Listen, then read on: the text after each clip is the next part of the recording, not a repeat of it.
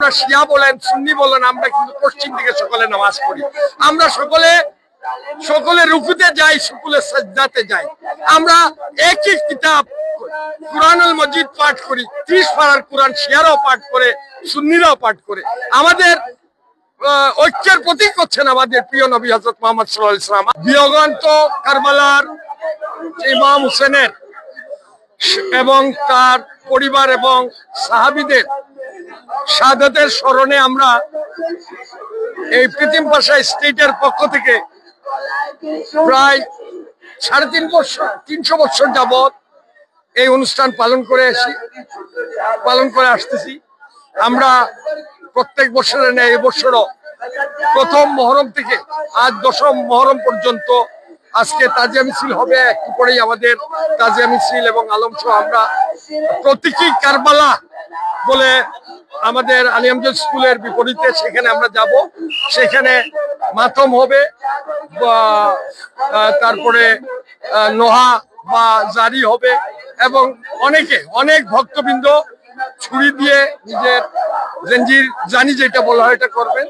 এবং আমরা সর্বশেষ ওইখানে গিয়ে আমরা আমাদের আজকের এই 10 দিনের অনুষ্ঠানের সমাপ্তি হবে। তাজিয়া সেখানে পৌঁছানোর পর বড় তাজিয়া যেটা আছে ওইখানে আছে, ওইখান থেকে যাওয়ার পর সেইখানে আমরা শহীদদের প্রতি জিয়ারত পাঠ করব, দোয়া হবে, তারপর আমাদের অনুষ্ঠান সমাপ্তি ঘটবে।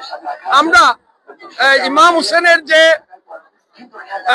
এজিদ, সেই স্বৈরশাসক এজিদের বিরুদ্ধে তিনি সেদিন তার প্রিয় নানা আমাদের প্রিয় নবী হযরত মুহাম্মদ সাল্লাল্লাহু আলাইহি সাল্লামের যে প্রতিষ্ঠিত ইসলাম, সেই ইসলামে উমাইয়ারা বিশেষ করে এজিদের শাসন আমলে যা বিকৃত হয়ে গিয়েছিল এবং সেই ফাসিক এবং স্বৈরশাসকের বিরুদ্ধে তিনি প্রতিবাদ করেছিলেন।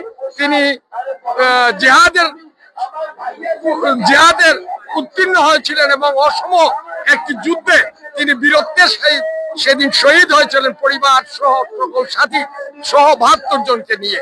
সেদিন হয়তো ইমাম হুসেন আলাইহিস সালামের সেই যুদ্ধে হয়তো আমরা দেখি যে উনি পরাজিত হয়েছিলেন, কিন্তু তার যুদ্ধের যে মূল ইয়ে ছিল, তার যে রক্তের দিয়ে যে ইসলামকে রক্ষা করেছিলেন, তার ইতিহাসের পাতায় পাতায় আমরা দেখি যে যখনই জনগণ সংগঠিত হয়েছে, যখনই মুসলমান সংগঠিত হয়েছে, তখনই স্বৈরশাসকের বিরুদ্ধে প্রতিবাদ গড়ে তুলেছে মুখতার ইবনে সাকাফি সহ অসংখ্য ইসলামী বীরগণ সেই উমাইয়া শাসকদের এবং আব্বাসী শাসকদের বিরুদ্ধে প্রতিবাদ করে তুলেছে।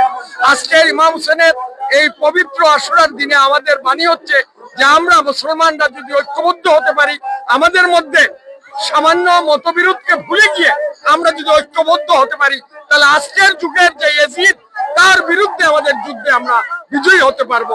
তার প্রমাণ হচ্ছে কিছুদিন পূর্বে ইরানে এবং ইসরায়েলের যে 12 দিনের যুদ্ধে আমরা প্রমাণিত হয়েছে। সাধারণ মানুষ মুসলমান কিন্তু ঐক্যবদ্ধ। আমাদের যারা